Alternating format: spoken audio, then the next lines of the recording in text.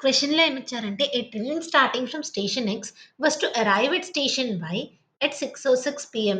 It could travel at 62.5% usual speed and reach Y at 7 PM." అంటే ఇక్కడ ఏమంటున్నారు, ఒక ట్రైన్ అనేది ఉంది.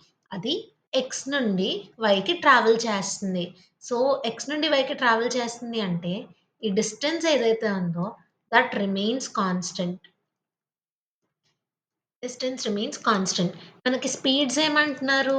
ఒరిజినల్ స్పీడ్ 1 అనుకుంటే లేదా 100 అనుకుందాం. ఒరిజినల్ స్పీడ్స్ 100 రేషియోలో తీసుకుందాం.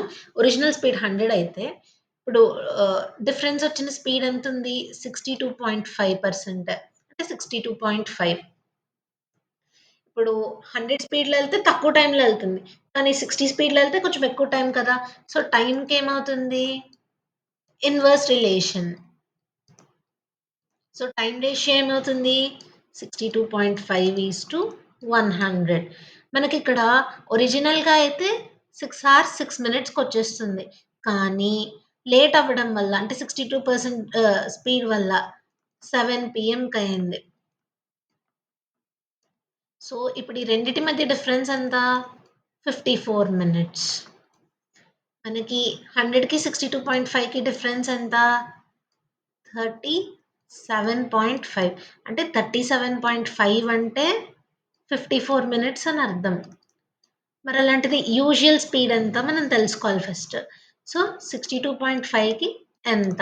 క్రాస్ మల్టిప్లై చేస్తే 62.5 into 54 divided by 37.5 which will be 90 minutes. అంటే యూజువల్‌గా ఎక్స్ నుండి వైకి ట్రావెల్ చేయడానికి 90 మినిట్స్ టైం పడుతుంది.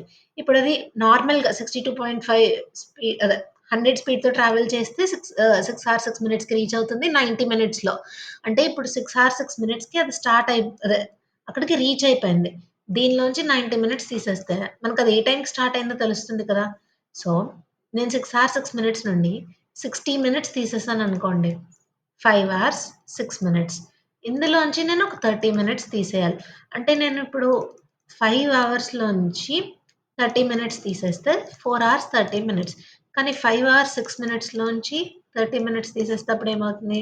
4 hours 36 minutes, which is option C is my right answer.